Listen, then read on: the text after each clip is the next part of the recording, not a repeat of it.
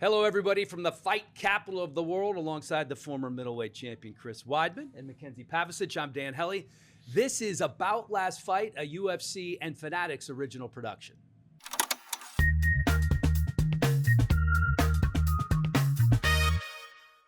Backstage at T-Mobile Arena, and what an incredible UFC 320 card. Insane. I mean, we were watching most of the fights, all the main card back here. We were on our feet the entire time. I mean, obviously, Merab's a former teammate. Yeah. You know, we had Alex Pereira trying to come back and recapture the belt, and he did it in such dramatic fashion. It took all of 80 seconds, and it was really picture perfect, right? You talked about this.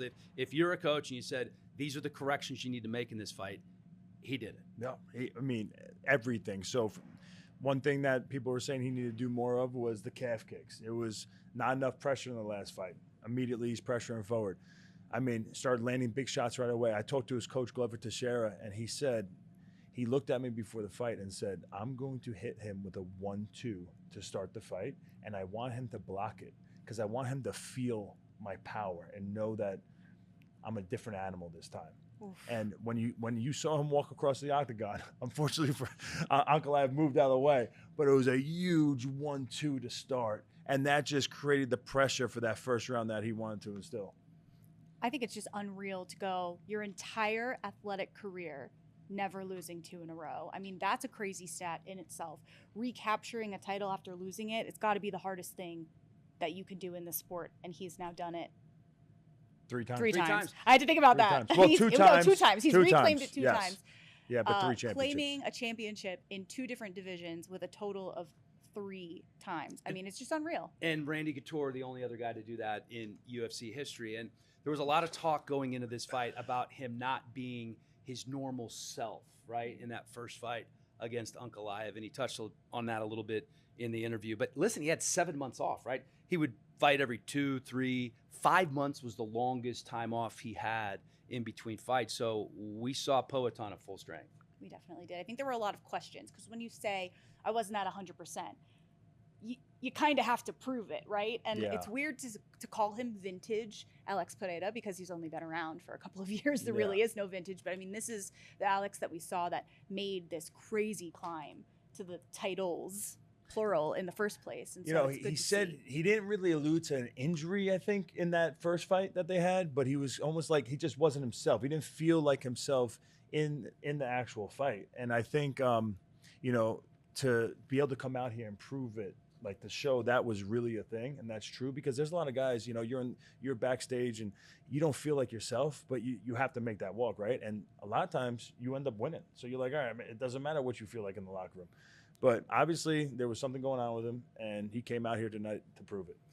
There is an aura about Alex Pereira. He speaks Portuguese. You don't understand what he's saying. You do understand through the translator. One thing we touched on was what he wants to do next, and I think it is safe to say that is a surprise to everybody in this room, and I think that you will be rather surprised as well when we get to that part of the interview with the champ about who he wants to see next and when he wants to see them. Well, a 3-time champ now, Alex Pereira in the UFC, a complete reversal from the last time we saw you against Ankalaev in the Octagon. What was the biggest difference for you up here going into this fight? Primeiro, não sabia que seria tricampeão. Eu considero 2 vezes só. O cinturão já era meu, é o mesmo cinturão. Mas o que mudou é o meu corpo, da forma que estava. Eu falei para todo mundo. Quer dizer, não falei. Mas eu falei que eu não estava legal, não falei dos detalhes, mas eu consegui provar agora que com toda a mudança, né, a gente está com o corpo bem, com toda a preparação, com todas as correções, né, eu mostrei grande trabalho. First of all, I don't consider myself a 3-time champion. I'm a 2-time champion. This belt was always mine, and what changed was really my body. I said not too much, but I said that I wasn't feeling well for that fight. So I needed to get back and heal my body and do the preparation correctly. And that's exactly what I did. How much pressure, there had to be a ton of pressure going to this fight, into a rematch. He was saying there was something wrong with him. There was, something going on and he wasn't himself.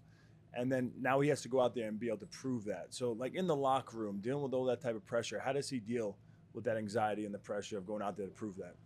Não, primeiro, né, vou falar do vestiário aqui, né, nessa luta, mas vou falar de como que eu tava, né, quando eu tava ali no vestiário aquecendo, quando eu tava mal, e eu falei assim, cara, o que eu tô fazendo aqui? E não tinha como voltar atrás. Eu não tava ali, meu corpo não tava legal, pô, fiquei muito ruim, fiquei doente, né, acho que, pô, corpo desgastado com acúmulo de trabalho e tudo mais, pô, com a vida aí, né, no meio da arte marcial. Então foi muito difícil, né? E, cara, quando eu voltei para os treinos, recuperei lesões, meu corpo estava bem, eu me sentia bem. E tudo que eu fiz naquela primeira luta, com o corpo ruim, eu falei, cara, pô, o dia que eu tô hoje, pô, esse cara não vai ganhar de mim. Essa foi a diferença. You know, in that last fight when we're in the locker room, I thought to myself, like, what am I doing here? I don't feel it. I don't feel well. And there's no backing out at that point, obviously. So, you know, it was an accumulation of a lot of work, a lot of traveling, a lifetime in martial arts, and just my body was just tired, burned out. So, you know, I felt that in this fight, he wasn't able to do anything in that past fight the way I was feeling. So in this fight, feeling good, feeling healthy, it was going to be a different story. You told me on Tuesday that you preferred a 5-round fight where you dominated the whole time so that there would be no doubt. Because sometimes with a knockout or a submission, people are like, you got lucky, whatever. At what point between Tuesday and now did you change your mind? And what made you realize that you could finish this fight in under 90 seconds? Não programei o nocaute. Eu estava programado 5 rounds. Eu não quero me frustrar, se preparar para uma luta de 5 rounds, falar, pô, não, eu quero nocautear no primeiro round. Pô, se você não nocauteia no primeiro round, talvez eu acabe me frustrando e, tipo, acaba atrapalhando estrategicamente. Então, eu tô sempre, toda luta, eu nunca vou falar que vou nocautear no primeiro round, vou finalizar, mas isso faz parte da luta, isso pode acontecer como aconteceu e tô muito feliz. I didn't plan a knockout. You know, I think you frustrate yourself if you go in there thinking you have to get a knockout, and then it doesn't happen. It just gets worse and worse. So you have to be thinking, you have to be planning for a 25-minute fight. So, you know, knockouts happen, and I saw it in there, and that's what happened. But you did plan to move forward, because obviously with this fight, you were not on your back foot at all. Immediately, as soon as that bell rang, you went across the octagon and brought the fight, big punches, landed good calf kicks, landed good punches, and then eventually got the finish. So game plan wise, was that like the biggest thing in his mind, was to be moving forward, pressure, bring the fight to him? Essa foi a estratégia. Para quem viu o Glover dando a entrevista, né, ele falando que, vai ser diferente, o Poatan já vai entrar com tudo.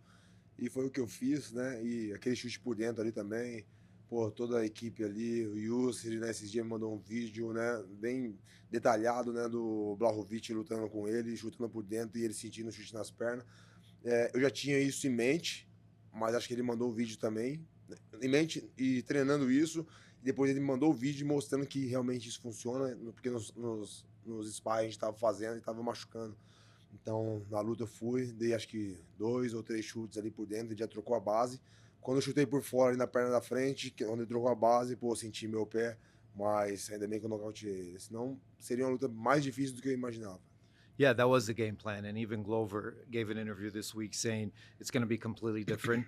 And, you know, that was the game plan, to always move forward. But, you know, we've been seeing a lot of the leg kicks, the calf kicks, and even Yusuf Zalal sent me a video this week, which I had seen and I was already thinking about it, but he just tried to prove a point that he would feel those inside leg kicks. And I threw a few of those, and then he switched stances. And then when I kicked the outside leg, the lead leg, is when I hurt my foot. So thankfully I was able to finish the fight, because it could have been a lot different too. You had an incredibly classy moment remembering John Jones' brother, Arthur. You said you had a speech prepared. Would you mind sharing that speech with us now? Cara, a internet hoje é um pouco meio complicado. Eu tinha meu discurso, todo mundo sabe, minha equipe. Eu pedi, né, aquele minuto de silêncio, né, a respeito ao John Jones, a família. Já passei por situações semelhantes, né, com o meu irmão, então eu sei o que ele está passando hoje, né, eu também já passei, então eu deixo todo o meu sentimento para ele, a família. E de verdade, acho que eu não quero nem falar dos meus planos em relação a isso, porque eu tenho até medo de ser cancelado ou falar alguma besteira aqui. Mas é isso. I had a whole speech planned. My team knew it. Everyone knew it. But, you know, I felt like I've been through that. I lost a brother, so I saw myself in what John is going through, and I felt like I knew what he was going through. So I wanted to you know, pay that homage to him. But, you know, I don't even want to say anything right now. The internet's just going to, you know, cancel me. So it's not the moment to talk about that. Yeah. So there's a lot of options now for his next fight. You got Carlos Solberg, you got Jiri Prochazka. They both really want the shot. You also have heavyweight. He's talked about going up to heavyweight. I know he doesn't make the fights. You know, it's what the UFC wants to do. But if it was up to him, what does he think is the most exciting and most probable matchup next? Peso pesado. Heavyweight. Heavyweight. Oh, Not wow. even a moment's hesitation. Wow. Yeah. Well, we got Aspinall and Cyril Gane booked already, I think in next month. This Yes, month. Abu Dhabi. Oh, this month, yeah. So I guess we wait for the winner of that. That would be the best bet for him. Não, queria super luta. No, I want a super fight. Oh, Ooh. super fight at heavyweight. I can think of one. Wow. name Derek that would, Lewis. that would do it for Who us. else is there? It's Aspinall, man. Bom, não sei se pô, Casa Branca, John Jones. John seria uma Jones super luta. Oh. at the White House. John Jones. Oh, That's okay. a super fight. All right, so he's cool with waiting if You're if he's gonna Portuguese. wait. That was pretty good. That You was really translated. good. That, I I just just cool got with waiting till June. I think late June is the White House card. Is he cool with waiting Ok, until then to esperar do até that? junho pra Casa Branca. Sim, machuquei meu pé, eu tenho quase certeza que eu quebrei ele. Eu acho que as coisas acontecem como tem que acontecer. Se esse pé não está intacto, talvez eu gostaria de fazer uma luta antes da Casa Branca e talvez não conseguiria fazer essa luta na Casa Branca. Não sei, talvez fizesse uma luta antes e machucasse e não conseguisse fazer isso. Então acho que as coisas acontecem como tem que acontecer. You know, I injured my foot, and we'll have to see what happens with that. But, you know, things happen for a reason. Maybe the foot being injured, it's going to take me some time, and it's going to be perfect timing for the White House. Who knows? Maybe if I hadn't hurt my foot, I would have had another fight and then got hurt, and then I wouldn't have fought at the White House. So things happen for a reason. That fight White would be House, sick. John Jones, would be Alex sick. Pereira. I have goosebumps right That's now. the biggest mas fight. eu falo yeah. com todo respeito, entendeu? Não sei como que eu falo isso, entendeu? But I'm saying that with all due respect. You Yeah, know, yeah, I don't yeah, want to yeah, come yeah. um off. momento, né, 100%, que pô, yeah. nem sei se eu deveria estar falando, mas também de uma forma, né, eu acho que eu também tenho uma liberdade de falar porque eu já passei por isso, né? Então, talvez uma forma até de ele tá se motivando, né, agora e com certeza o irmão dele gostaria de estar vendo isso e ele brilhando mais uma vez. Eu acho que eu e o John Jones, pô, a gente fizemos muitas coisas. Um exemplo, pô, se o John Jones perde para mim, pô, ele vai ser o melhor de todos os tempos para mim. Isso nada vai mudar para ele. Eu acho que é só para ter a super luta. You know, I really don't want to come off as disrespectful. You know, I shouldn't even be talking about this right now with what happened, but I feel a little bit more freedom to talk about it because I've been through what he's going through right now. But, you know, I feel like that's a super fight. And, you know, we've both done a lot in the sport. And I feel like even if he were to lose to me, he's still the greatest of all time. Mas, por favor, leva isso com todo respeito. Não, pô, galera da mídia, pô, por favor, não crie caso. Eu não gosto disso. You know, but please take that with all due respect. You know, everyone from the media, from the Por press. favor. I mean, no disrespect, please. You're All you always TikTokers respectful. out there, make sure you hear him, or he'll come for you. I think everybody understands how respectful you are of John Jones. And having lost a brother, I lost my brother too, so I get it. And I can tell you that fight would be, it'd be the biggest fight we've had in how long? Ever. Drama. Thank you, brother. Thank you. Thank you. Congratulations, man. I love how respectful Alex was, not only in the Octagon with the moment of silence for Arthur Jones, but then just like you could tell he really wants to challenge himself against John Jones. He really wants this next step or layer to his legacy, but he does so with the utmost respect. And it's always like that with him, respect for the sport, respect for his opponents, but Yeah, Come but on. there's like a sit up in your seat moment when you heard Casablanca, John Jones. Holy crap. I have speak I have Spanish? 1,000 days, over 1,000 days of Duolingo in Portuguese, and I somehow didn't pick up Casablanca, and you did. Was that Portuguese you know now? Well, that's the same in It's kinda Spanish. My Spanish, mom yeah. was a Spanish teacher. You know, it's Oh. Casablanca. I mean, come on. How hard yeah, is I that? kind of know that. I But think I that, can we, that would be the greatest fight of all time. I mean, like, the circumstances surrounding it. this is going to come out soon. Could be out by the time the podcast is out, but it's going to have 7 months of hype behind it, 8 months of hype, 9 months of hype. A lot of months of hype. Yeah. Yeah. I mean, he was saying that, maybe his injury on his foot is a blessing in disguise because it has the opportunity to really set this fight up. He could, just focus on going up to heavyweight, which it takes time, get size on and be prepared for, some bigger guys. And to also set up the biggest fight we've ever seen in the UFC. And obviously, listen, we're not going to get any answers on this for a while. John Jones, he deserves time to mourn his brother's passing, and I think that's what it was just tough for Pereira. It's a tough situation because in his head he was so excited about calling for this fight. I think he alluded to this was probably what he wanted to say to Joe Rogan in the post-fight interview, but he really wanted to not put it out there and put that on John Jones's mind, which is super respectful.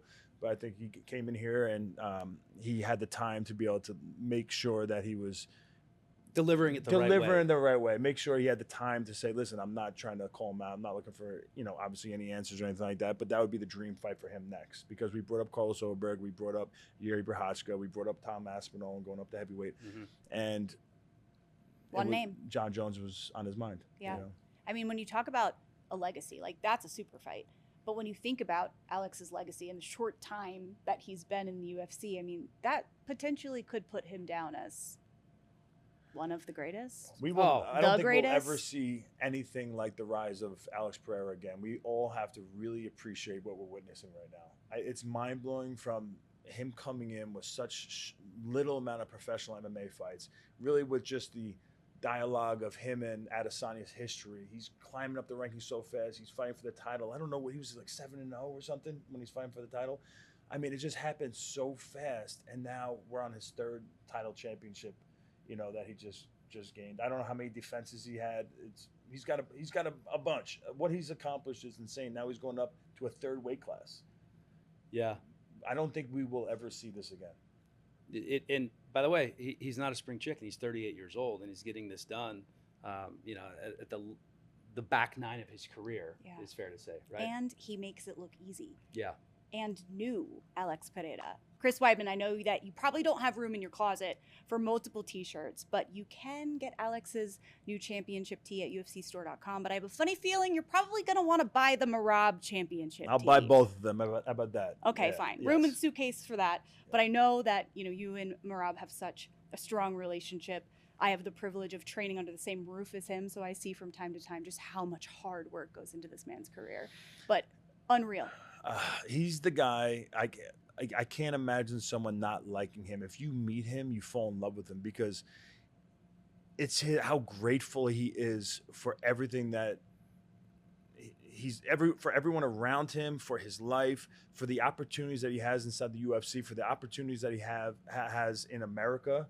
He is just the most grateful, happy person. He loves to be able to fight on the big stage, to be able to have all these people watching him. He's just blown away. He has not lost himself. He is just truly the most humble champion you could ever imagine. So you meet this kid and you love him and you just have to be so happy for him that it's so much.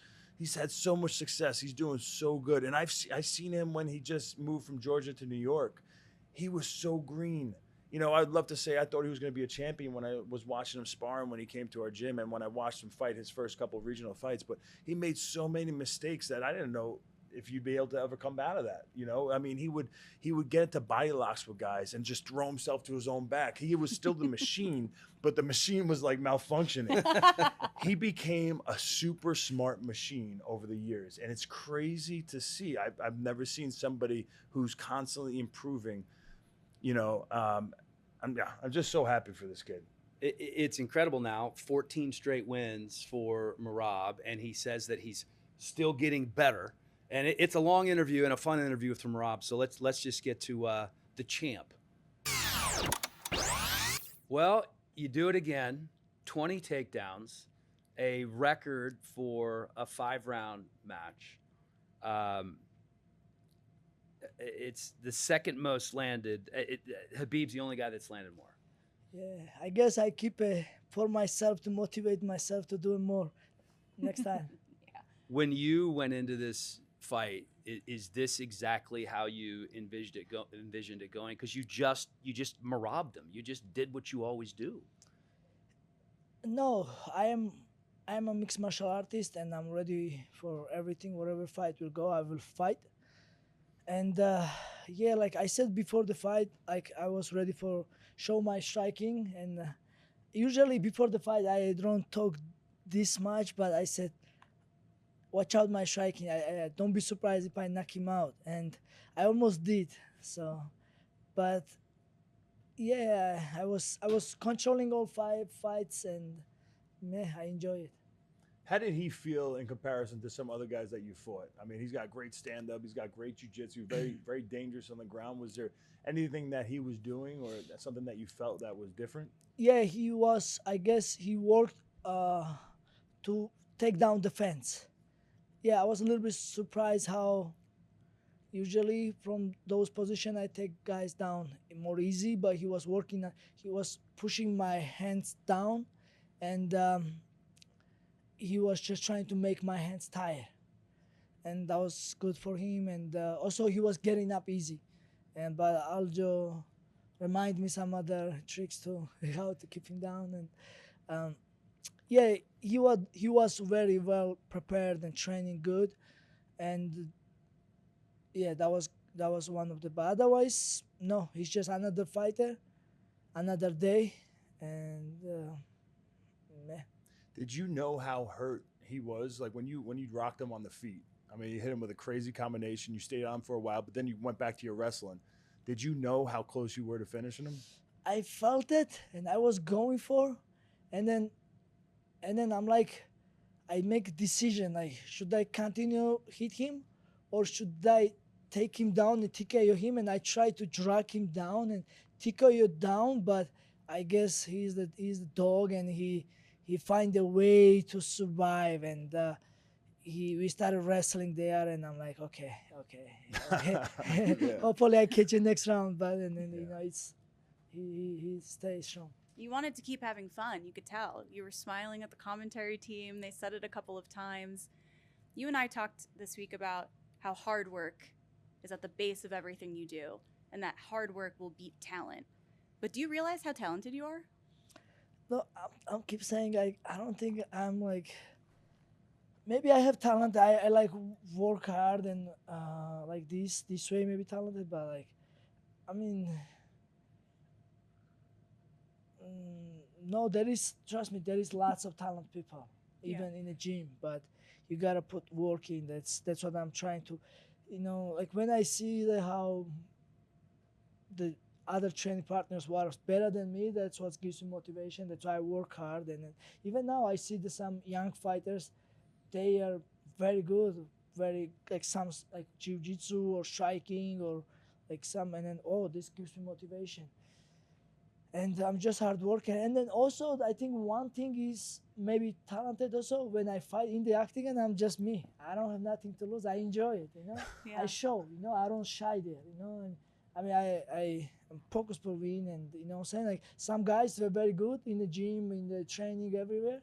But when they go in arena lights and Mark Zuckerberg, Dana White, and family, wife, kids, TV. Yeah.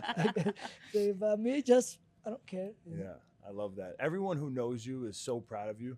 But I feel like I got to say this. My father-in-law, Vinny Pecora, he was your biggest fan from the get-go. He ended up passing away. For people who don't know, he passed away walking across the street to go watch Merab spar.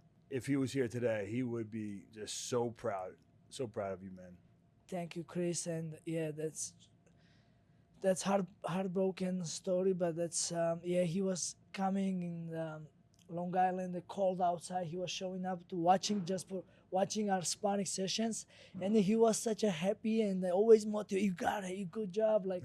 And then that time we was just sparring and like this, and yeah, like to have a fan like this to motivate you, and like you just beginner, you just come in a fight, and somebody make somebody happy like this, it means a lot for every fighter. I'm sure every person, when you have like some fan or some person like this in your life, God bless. I mean, God bless his peace. Rest in place. I don't know how to say. Rest in peace. Rest Yeah, in yeah, peace. yeah. He was a great man, and yeah, I mean, You have so many we people. always will remember him. Yeah. Thank You have you. so many people who love you. I feel like that gives you so much to work for. You've got an entire country backing you. You have surrounded yourself with some of the best people in this sport. When you think of how lucky you are to share this moment with people, but also, you know, to have Aljamain in your corner, to have some of the best in the sport in your corner. Yeah. They chose you. How do you Guys, feel? I'm really lucky. I'm really lucky, you know, because yeah, I don't know. I'm just grateful, you know. And then sometimes like scratching my head, like how I ended up here, and I get all the respect, and people like even like okay, I have my friends and family, and the you know whatever if, you know they are here for me. I'm like Aljo was fighting with me and cornering me. Tomorrow I will be his wedding, right? That's okay. We are friendship. That's what we do, right? But the fans, just like fans, they I don't know them, but they wanna just touch me, take a picture or autograph. Like even like I'm like, what I done like this life? What did I do? You make it worth it. You make being a fan of Merab fun, and you make it worth it. It's crazy. You've also talked about the fact that you're still getting better, and you've just had your third title defense. You've tied the most in division history, along with Aljamain Sterling, who is in this room, and Dominic Cruz, who has long been considered the GOAT. Like that greatest of all time status is right there in front of you right now. How does that feel? Feels great to mention my name. Goats like Aljamain Sterling and Dominic Cruz, and especially Aljamain Sterling, because I training with this guy, and this guy how make me. I mean, yeah, he was vacation after his fight. He was injured. Vacation. I'm training like with the new guys, and I'll just say, hey, I will come tomorrow, and I can train with you 2 rounds. He came 2 rounds. He make me breathe heavy, take me down. I'm like, this guy. Go back on vacation. Yeah. I thought like I got him like now after big rest, and I'm like, what's wrong with this guy? Like he was secretly running somewhere or what? He was He's got gifts from God, Aljo. Yeah, right? He's so talented. you know, Chris, Yeah. you train with him, like, yeah, he's good. And then like that's amazing. And I'm just like, I don't know, just it's I guess I don't know, I'm just grateful, and God is good, and I'm trying to work and get better, and I don't know, I'm going one of the step by step, and Well, I love this. I enjoy this everything. you are never ending on these steps. They are climbing forever, and it's been amazing to watch your friendship with Aljo, one of the most amazing friendships I think in the sport. And congratulations again. Thank you, Your sir. third title defense, and I know you're going to be at Aljo's wedding on Sunday, so enjoy that. That's going to Thank be a you. party if I've ever heard of one. Yeah, The dance moves. Oh yeah. like public, I'm shy. You know, I'm shy to dancing, but Okay. I will drink Funk Harbor. I'll just ram. There we go. Funk That'll Harbor, get the baby. feet moving. If anything, Yeah. will. Well, maybe there'll be a bridesmaid there for you, by the way. A wife. A girl. There'll be a girl at the Yeah. wedding. You know, that Rebecca's happens a got lot. some People cute meet at friends. weddings. You know, you find girls at weddings. Vegas. No, Vegas? Rebecca's friends that are in her wedding party. No, They're your friends and family. I know Ah, everybody. So Oh, no, yeah, I'm not gonna look wife there. Okay. On the victory tour, you'll find a Just wife. family, fun time, good time. There you What go. a guy. There you go. Well, enjoy it. Congratulations, and thanks for joining us. Thank you so much, guys. Appreciate you. Thank you, Thank man. you for That's having awesome. me. You know what they say? Sometimes you find your wife when you least expect it. So maybe there is a wife at the wedding somewhere that's not a friend or family, Talk Weidman. about an I'll be after scoping party. it out for him. I'm gonna find someone for him. But he's pretty good with the girls. I think that's his problem. That's why he's struggling finding a wife. But I think it's on the way. He's very focused on finding a good wife. He's probably gonna get a Georgian girl. I don't know how many Georgian girls are gonna be at Aljo's wedding, but in short time, I think he'll be married with kids. I think we'll see a little of that dancing that we saw in the Octagon at the wedding. Yeah, definitely. Not a little bit. It's probably going to be the highlight and the centerpiece. I agree. Aljo's, of course, the centerpiece, him and his wife, Rebecca. But Merab, the machine, that feel, that Georgian power will be in the room for sure. You got your outfit picked out? I do. It's semi-formal, so I had to Google what that meant. So I have it's a little different. When you Googled it, did Merab's unrivaled fight shorts pop up for semi-formal? Because I couldn't think of a better way to celebrate this and still victory than with those awesome shorts that you guys can get from UFC Store. Oh, that was good. Thank you. Of course, I'm going to UFCstore.com. Is that what it is? That's what it And is. I will be getting those shorts for the wedding. Yeah. Overnight Shipment. Yeah. Oh yeah. Rocking the shorts. I rocking mean, and if it's like rolling. business casual, button down, I think Merab I think shorts, you guys should come in. You guys should just crash the wedding. you got a plus Tell 3. them the or- machine. No, just tell them the machine sent you. They'll let you in. You'll be good. I got to Wish get us back luck and with study that. up for Contender Series. I'm gonna have to miss it, unfortunately. But make sure you order the shorts an extra small, like you order your pants. Oh, that's messed up, man. That's a low blow. I actually went looser pants. I know. I noticed that But today. sitting down, the joke doesn't work. it does- I it's think a mine bad- are tighter than they- yours they today. look- yeah, that's embarrassing. You're 55 years old. Can you knock it off? Well, you know who wasn't wearing anything tight was Yuri when we talked to him. He had his traditional garb on, and he was he's just such a cerebral human being. He's so interesting to talk to, and that fight against Khalil Roundtree was fight of the night. Yuri also got performance of the night, so he got a double bonus. So that's an extra $100,000 for Yuri. What an amazing comeback for him, because it looked like two different guys when you went to the first 2 rounds and then the third round. And I think it's because of his cerebral mindset that he was able to figure out that puzzle of Roundtree, because Roundtree literally had a perfect first and second rounds. I mean, everything was just, hands were in the right spot, punches were landing great, his heavy hooks, good leg kicks, just body kicks were unbelievable.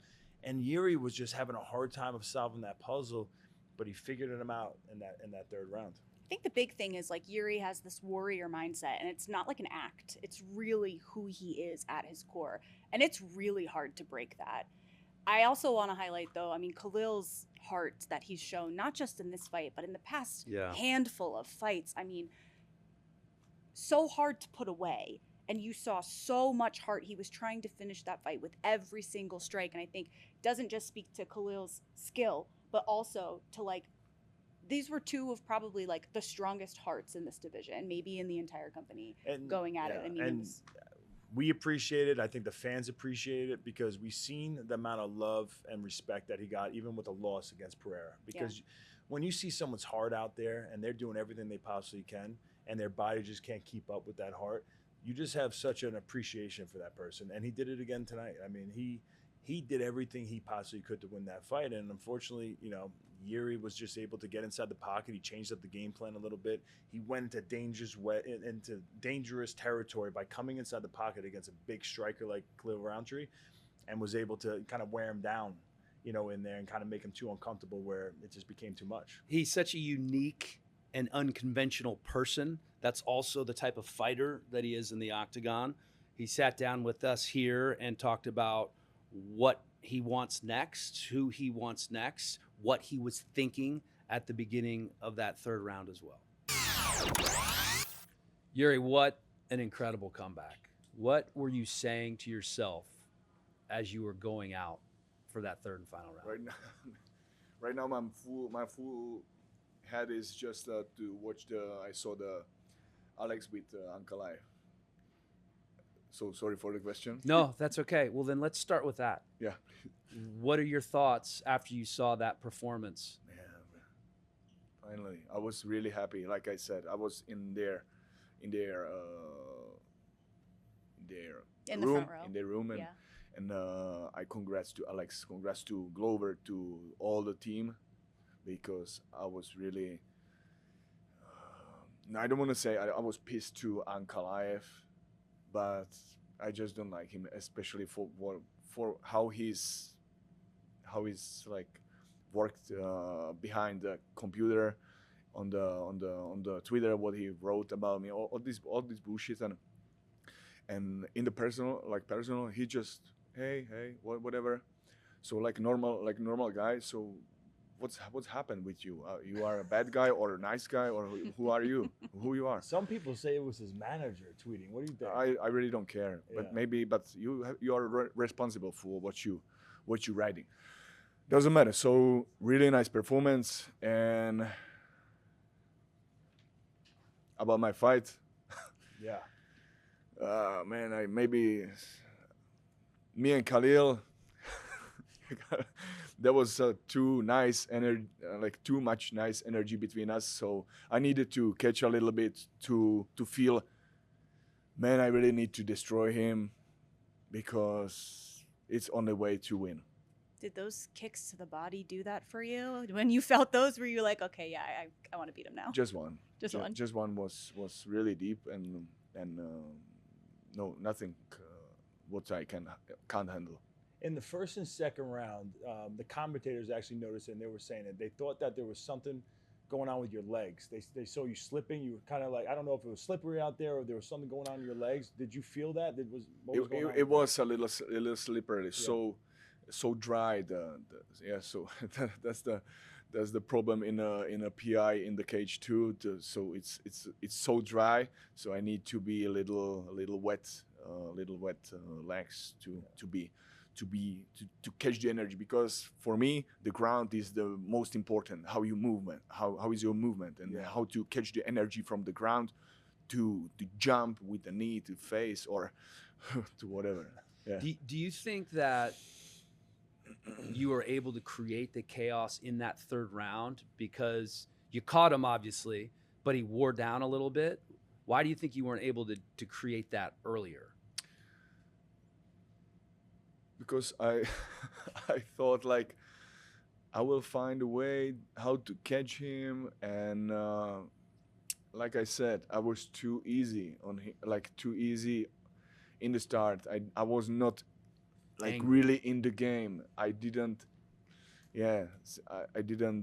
handle like my aggressiveness, because sometimes when I'm going and when I'm awake, my like how to say the aggression. Mm-hmm. I don't like to be on the wave on the emotions, to be too much on that. I like to control that, but sometimes I need to catch some punches to really catch the right attitude. Yeah, you know, you're so good in the pocket, like getting close. That's seeing right. The punches coming last second, and then countering fast, and you put yourself in dangerous way. That's right. I think you were trying to fight smarter and a little bit less, crazy and chaotic. And then I think going to that third round, what were you telling yourself going to that third round? Was it that I have to start, pressuring and getting into dangerous What way? I said to myself before the third round? Yeah. There is a place. Still, I feel the place, but I need to work more. I need to just start work more, because I felt like he have no too much condition. I saw like he's giving in every his punch, every his attack, everything, and it's not so strong. It just the hooks. Both these hooks was really strong. But the kicks and the straight was not so much, and I need to believe more in my defense and in the close distance head movement, because I really feel good in the close distance and to be untouchable. Yeah. This is our new Health is Power segment presented by our sponsors, Game Day Men's Health.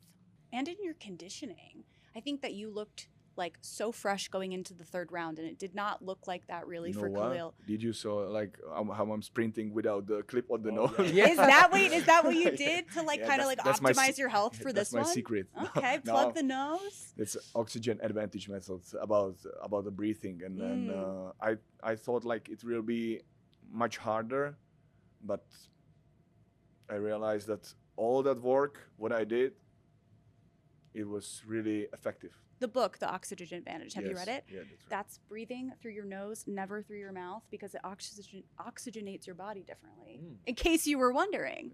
It's a great book. This is just a start. Yeah. But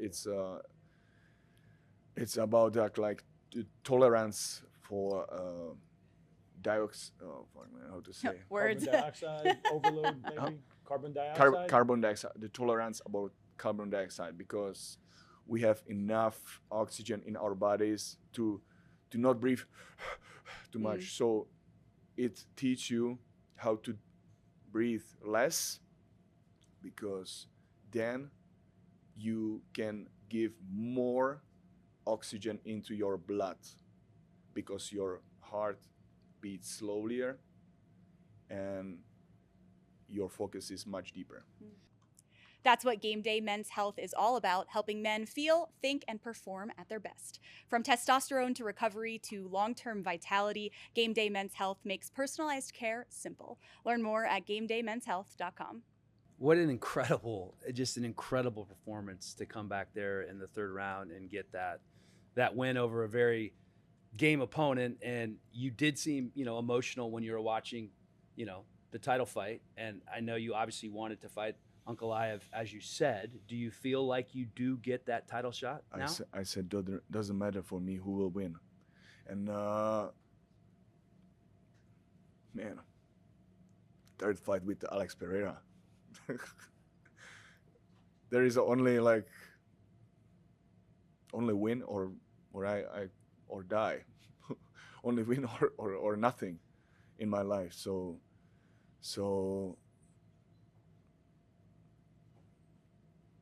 I will find a way. I will find a way in this fight. And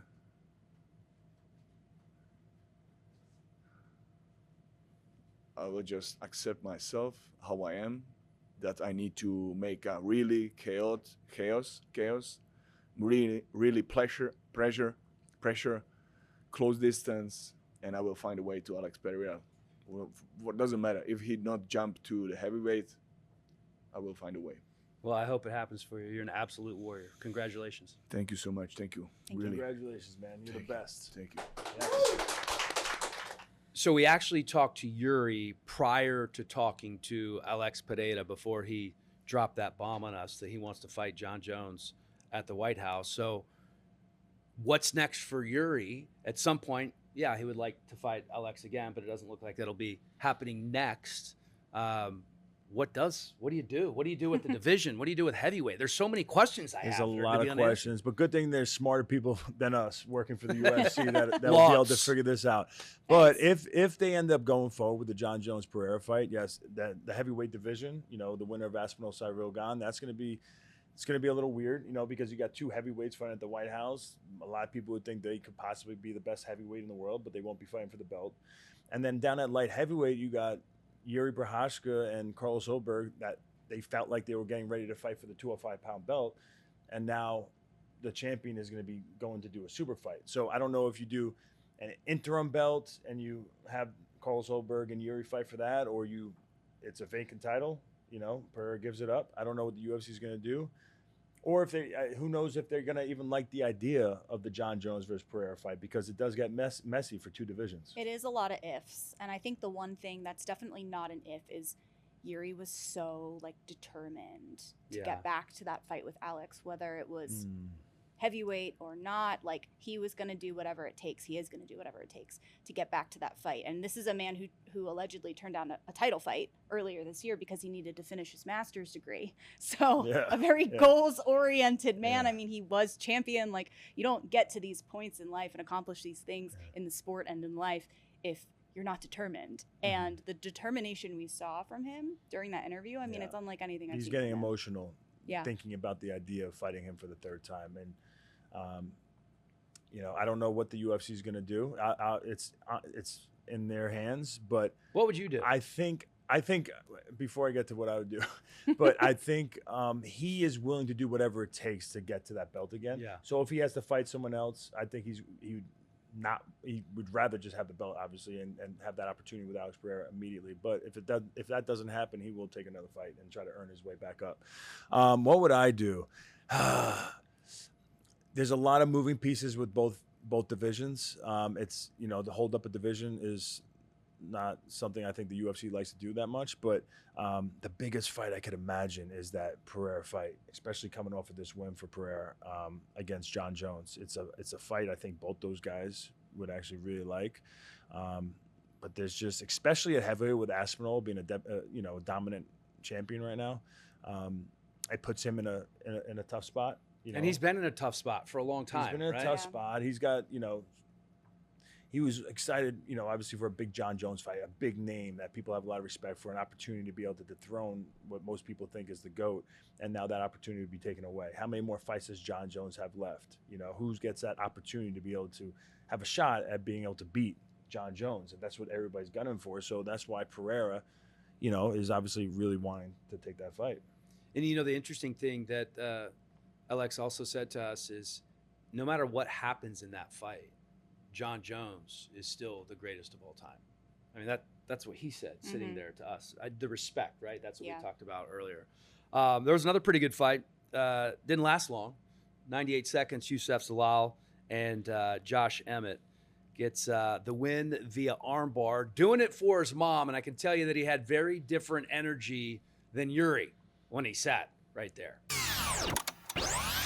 Youssef Zalal, what a performance. 98 seconds. Hey, let's go, baby. And another submission for you. And to make it even better, your mom watches you fight in person in the house for the first time ever. Yeah, bro. So I was walking back, and I was like, just saying what's up to the crowd, being all crazy. And then I see my mom and my dad. My dad's loud ass is just like me. He's just like, Youssef! I was like, yo! And then I kind of went in. And my mom, literally, I just kind of started tearing up right away. And then she blew my eardrum just screaming and so happy and stuff like that. So I'm so blessed to experience that at first time in my life, and to kind of really see that it meant the world to me. That's awesome. I hope the UFC has that video, man. I think they followed me with cameras. I hope they have that too. I hope they have that video. I man. am sure they do. I would love that. And I'm really glad to know that the decibel level is a family thing. I figured you have to definitely inherit it, but we always joke. Yeah. You hear Youssef before you see him,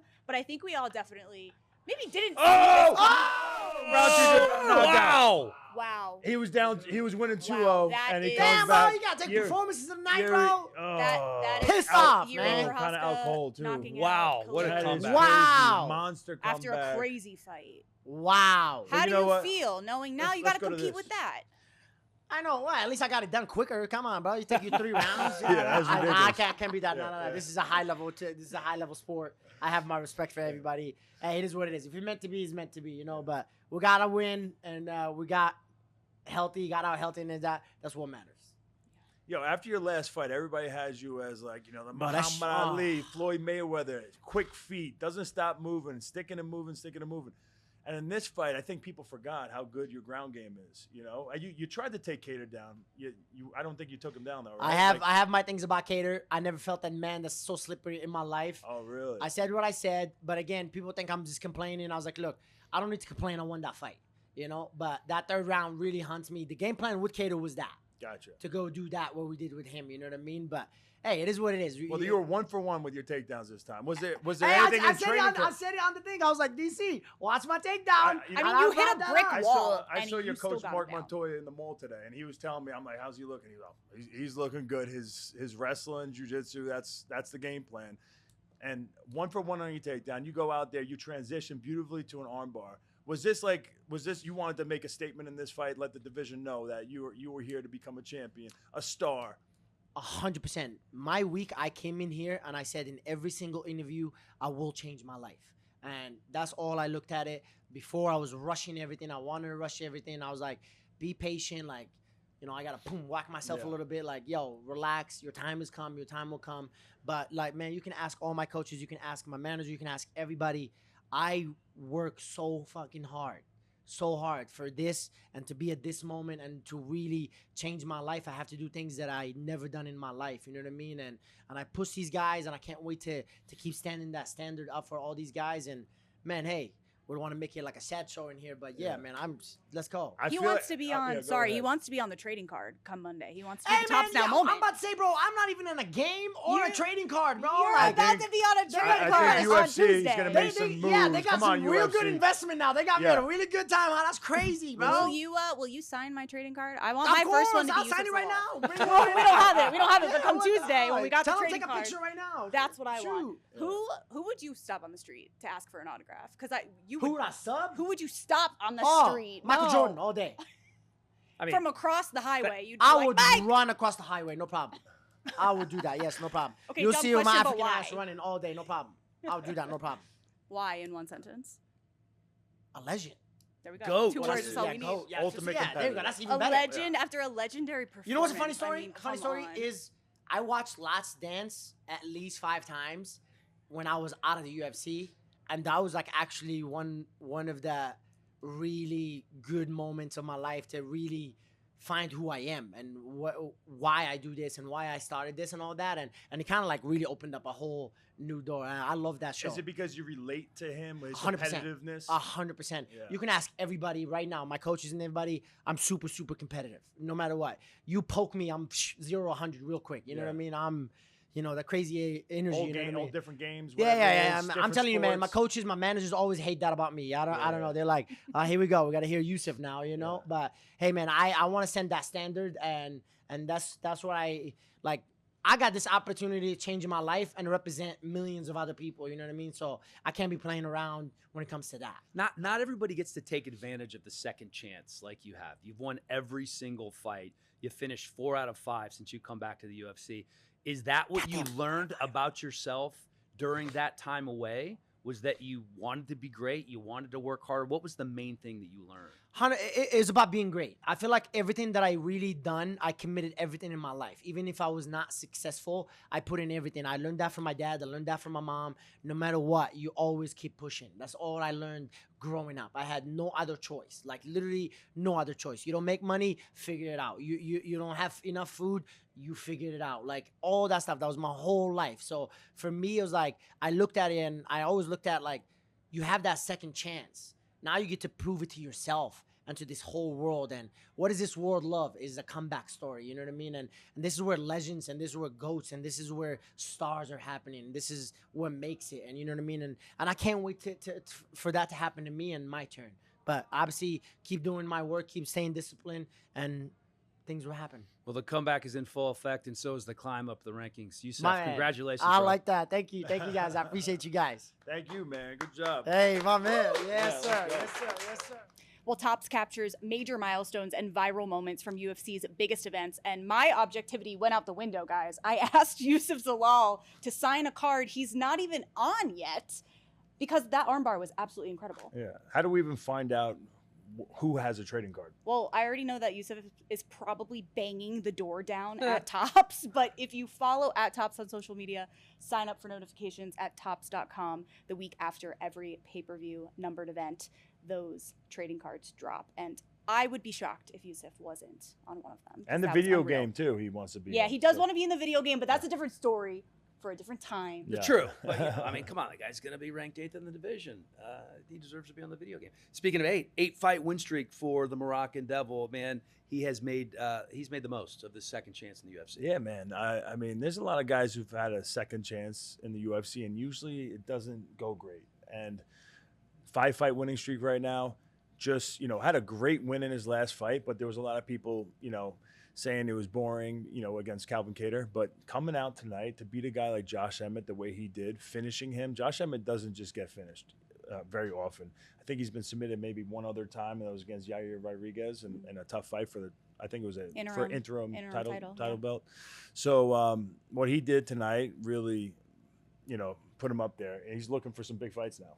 Speaking of second chances, Joe Pyfer getting a second chance really at life, right? With his career in the UFC now, and the whole Be Joe Pyfer thing was my first introduction to him on Dana White's Contender Series, and he improves to 6-1. He didn't look great early on. Second round, he just cranked it up and turned it on. Yeah, I mean, he's known for his knockout power. When I've watched him fight, I am blown away that this dude's a middleweight and he could hit as hard as he can. I think he broke the record on the punching machine in the UFC. Oh, even for middleweights? beating Francis Ngannou. And you could see it when he punches, even if he misses, I'm like, holy crap, you do not want to be in front of that.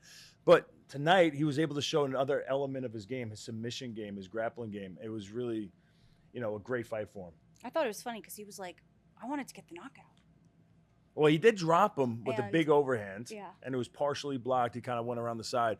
And but I think it's a blessing in disguise for him, not just to get a knockout. we were able to see that other element of his game that people have question marks for. There's always a chink in the armor that people like to see in other fighters, and he showed that he's a well-rounded dude.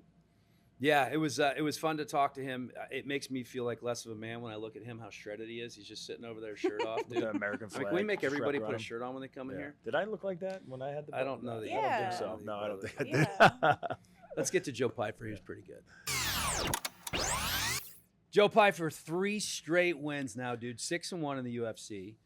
And immediately after, you go over to Mick Maynard, have a couple of words with him. I have an idea what that was about, but you want to explain it to everybody? First of all, I look like an intense person when I win a fight because I'm yelling at people. But yeah, no, I was supposed to fight a Boost, or I was offered to fight against a Boost before I fought Kelvin. I said no because he was behind me in the rankings. Then I fought Kelvin. He fought Michelle Pereira. He got ranked. I didn't. So then I told my manager, Lloyd Pearson, I said, hit up Mick and tell him that that's the fight that I want. And they jumped on it right away. And I kind of had a bitter taste in my mouth because I felt that they were acting like I was scared of him or I didn't want to fight him. So, yeah, I asked for it specifically after. I don't like when people challenge my ego. I love that. I'm getting better with it, though. I've been reading this book called Inner Excellence, and it's helping me drop my ego. But don't drop the chip on your shoulder. I never gotta drop have the that. chip. I If never the drop ego that makes because you perform like that. 100%, keep it. 100%. You know, everybody was talking about this minus 250 curse too because I was a minus 250 favorite. I was like, I don't believe in that shit. Is there a minus 250 curse? Is that what they were saying? Well, a lot of the minus 250 favorites have all been like upsets. There's a large margin of underdogs that beat minus 250s as far as betting goes. Interesting. Yeah. Interesting. So what was the game plan? You got the most dangerous hands in the middleweight division, and we've seen you shoot a takedown early on in the fight. So was that part of the game plan to implement the wrestling and try to get this guy tired with that? So my coach literally told me, John Marquez, right before the fight started, he said, hey, listen. I said, what do you want me to do? You want me to lead with the jab? You want me to just feel it out for the first 20 seconds, or you want me to go at him? He said, that's your call. This is your judgment. And then he said, but if he starts getting hot, shoot on him. If you're unsure, shoot on him. You know, tie him up. We knew he was going to get tired. That's the game plan. Drag him out and then put him out. So, you know, I shot a lazy takedown. To be honest, I was there mentally. I felt sharp, but physically I felt like shit today. I don't know why. It was my first time like hitting all my macros and everything like that, whatever. But yeah, I didn't feel good physically. So I think I needed to get absolutely lat dropped by him or back slammed. I don't know what he did to me, but I was being kind of lazy and then that woke me up. And what do you mean by not feel good? Did you feel like slower? I felt like I was about to fall asleep. Really? I don't know why. I felt like I was literally about to fall asleep before I walked out. Yeah. And they're all giving me the worst greatest timing ever, right? Like, mentally, I was like, let's fucking go. Yeah. But eyes physically, really I just shutting. couldn't get like the tingles. I couldn't wake up. I don't know why. This is our Health is Power segment presented by our new sponsors, Game Day Men's Health. What do you do to get yourself in a place mentally, physically, when you're just not feeling great? Like if your health's not there, what do you do as a fighter? I lean on the coaches that I call friends and people that I love. We're not a corporate gym where you just pay a gym fee. We're a family. We're a team. We really pride ourselves in that. Like we don't have a bunch of gym hoppers at our place. We really love each other. We really push each other. We really say shit that pisses each other off, but leaning on those people. And to be honest, I've always called myself a Christian, but as of late, I have really dug into my Christianity. And I think I just put it on God. I said a prayer and I asked him for the strength of victory. And I don't want to say it's a coincidence, but I just think that you're never alone when you're with him. So I think God had my back and my team. That's what Game Day Men's Health is all about, helping men feel, think, and perform at their best. From testosterone to recovery to long-term vitality, Game Day Men's Health makes personalized care simple. Learn more at GameDayMen'sHealth.com. Well, I mean, it sounds like you'd fit right into that, Jim. I know you had one with your name on it for a long time, but saying things to piss people off, yeah, I mean, that's Weidman to a T. Oh, well, 100%. We have very similar gyms. Like, we have all local homegrown boys on Long Island. That was a Cerro-Longo squad forever. We weren't taking in recruiting people from everywhere. It was just, if you happen to be there, you know, we loved you, and everyone was super loyal. There was no gym jumping at all until COVID happened, and then everybody split. But, you know, you couldn't control that. But this is one of the first fights I feel like we've seen you battled through some adversity. You know, and then you were able to show how great your ground game is. Everybody knows you for your stand-up and your powerful hands. Yeah. Was that part of it too? Like, you really wanted to show everybody like how good and how much you've been improving on the ground? No. I wanted to knock him out. I mean, honestly, man, like I said, the first round I was asleep.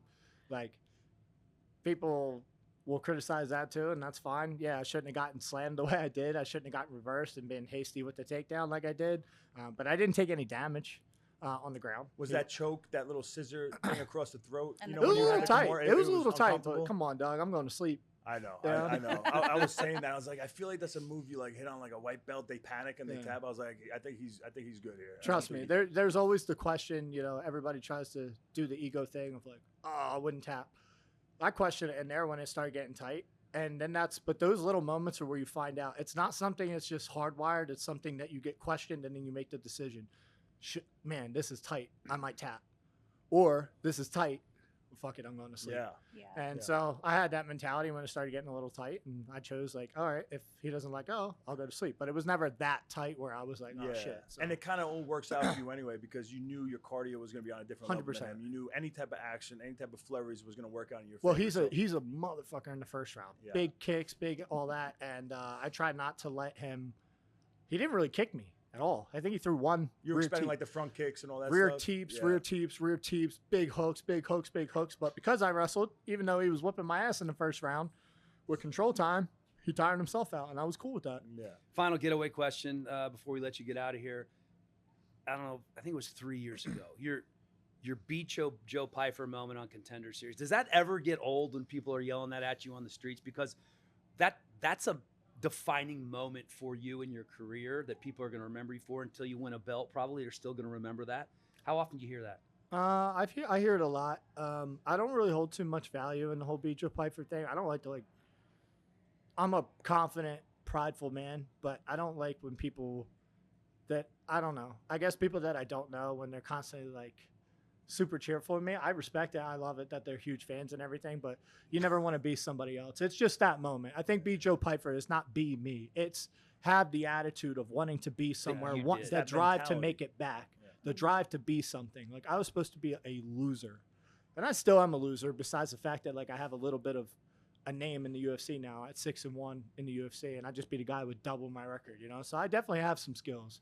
I still have a long way to go, but beat Joe Pyfer will always be monumental to my team, to my coaches, to my my family that I've adopted, and that'll forever be. I'll die as an old man with a smile on my face for that. Yeah, I know you said it was the last question, but we got one more. Who's next? Who do we want next? Marvin Vettori. Let's get it. He's still ranked, right? Yeah. Let's go. All right, I like that, man. I like it too. If you don't, I don't get have him, nothing how against about him. A couple other names: Paulo Costa. I don't like the Paulo Costa because he's so on and off of fights. I don't like that. I'm trying to get to the top. Yeah. So Jared Cannonier, Marvin Vettori, those are the only ones off the top of my head right now. I have to look at the rankings and everything, but yeah, I would really like the Marvin Vettori fight. And when are you ready to fight again? Let's get my elbow checked out. I would say we get end of the year, beginning of new year. Let's go. God, you and Cannonier. Let me get checked out, make sure I didn't hurt nothing, and we'll you go. and Cannonier would be a fun one. War. People would tune in for that. Yeah, he slumps. So do I. I like it. Yeah. That same right hand, everybody says I cheese the that- button. Oh, it that still was hurt, nasty. people. Yeah. And his guard was up too. Yeah, I went right around that. That was beautiful. Yeah. It was beautiful. We got to wrap this up, Weidman. We've been getting the rap sign for 5 minutes, but you're so damn good. We could talk to you forever. You know, we got other guys rolling through here. This American I flag know. around his back. Amazing. You know? Amazing. Look, I'll be thicker next time. Joe, thanks, I don't bro. know, man. Thank Appreciate you guys. the It's an time, honor. man. Thank you, Chris, for Congratulations. everything you've done. Yeah, Appreciate no, it. Big win for Joe Pyfer, and didn't even take a moment to hesitate. He had the call out on his mind, immediately Marvin Vettori. We threw in a couple other names his way, but you love a guy that knows what he wants. Straight into the rankings. Yeah, Vettori or Cannonier. I mean, the Cannonier fight just came into my head. I'm like, man, those guys going at each other. I think it came into your head because I said it. No, it didn't. Yeah, but I agree with you because the Cannonier, I mean, he's got heavy hands. He stands and he boxes, and that's what Pyfer's great at. It would be someone's gonna knock down that fight. Yeah, that would be a fun one. Yeah. All right. How about favorite winner of the night? Biggest winner of the night. Who won the night? I'm gonna go last. All right. I'll go first. Oh, I gotta go. wonder who this is gonna be. Yeah, Should yeah. we all Listen, say I it know a on lot three? of people are gonna say Alex Pereira, which he obviously deserves that, but I'm very biased with Merab. Merab just beat Corey Sandhagen. As this fight got closer, I got more nervous and more nervous because talking to Sandhagen, he trains out in Colorado. He's got great cardio. he is very dangerous on the ground with leg locks and guillotines, which is, a little scary for Merab. And then on the feet, he's like a magician on the feet. So matchup-wise, I'm like, oh, no, this might be tougher than I thought. And in the first round, it kind of was. And then Merab landed the big shots on the feet, which he had said he was going to do. He said he was going to knock him out on the feet, which he was very close to doing. He was. But once that moment happened, once he rocked him bad on the feet, he just ran away with the fight. And I think he might have had a 10-8 round in there. He did, yeah. I got to go with Yuri just because it was such a tremendous comeback. He looked like two different fighters. The first 2 rounds, kind of un-Yuri-like, and then the third round, it was the chaos that Rogan talked about and we talked about with Yuri. And, oh, by the way, he got a double bonus. So that's not bad when you win an extra 100K. I like them apples. Yeah. Can I do 2? Sure. Okay, my first winner of the night is the GOAT, Megan O'Leary, coming back from maternity leave. Oh. Crushed it. Yes. Through the whole night. Round of applause for that one. Nice. Hosted the desk. I mean, like, unreal. She absolutely crushed it. An inspiration to many. She's an amazing woman, amazing broadcaster. And then, yeah, you took it out of my mouth.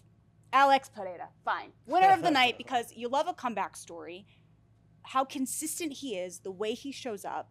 And then I learned this week that he's doing a bunch of work back in Brazil. He started an institute at a gym that him and his brother used to stand outside of. It was capoeira classes. They couldn't afford to go in. He now owns that building, and he runs an institute. Wow, you just gave me English the chills. classes. I have them too. Yeah, English wow. classes, computer classes, all of the martial arts, all free. And there's like 700 plus kids there. That is And that's amazing. something that, like, obviously in the heat of this week, not going to get a whole lot of attention. But that's something you love to see, someone that has a platform and actually makes a difference. He is a true champion. Yeah. I mean, he's so scary looking. The Everybody's aura, so I wasn't wrong about intimidated the by him. aura, right? Like, No, spot I mean, on. you're a Staring at champion, you. right? There is a different aura to Bro, this man. I remember the first time I met him. To this day, I don't remember a lot of times I meet somebody for the first time. That dude, I remember because he was my weight class and he was a monster. And we were in the same locker room for a fight. I'm like, I was a pretty big damn middleweight. People thought I was one of the biggest middleweights, that you could be.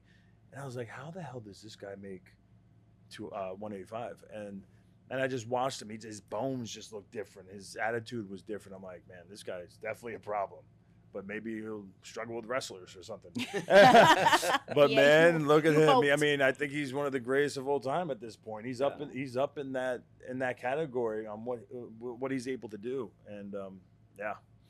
I don't throw the word legend around on this podcast too much anymore after Ilya roasted me for calling Justin Gaethje a legend. But can we call Alex a legend as he still has so much of a UFC career, hopefully, to unfold in front of us? Yeah, I think legend in the making. I mean, he already is one of the top, 5, 10 easily fighters of all time. Yeah, I think legend is somebody that's going to be remembered for a really long time, and he's given us moments that we will not forget for a very long time, as Justin Gaethje has done too. Thank you. Now, it doesn't mean I don't think to be a legend you have to have all these titles and you have to be a champion for a while. Even a guy like Justin Gaethje, he's a legend. He's going to be someone when they think about the UFC, he's going to be one of those names that pops up. Somebody who's gave people that emotion, and that they won't forget. And pushed the sport forward. And I don't think that this sport would look the same without Alex. I think it's safe to say that. And hopefully everyone agrees. And if not, you can argue in the comments. Well, and hopefully you learned a little something in our interview with Alex on About Last Fight, because potentially we'll be seeing him fight John Jones in the White House. More to come on that, I am sure. But thanks for joining us, whether you're watching or listening on various podcast platforms around the world or on YouTube. We'll see you at the next one.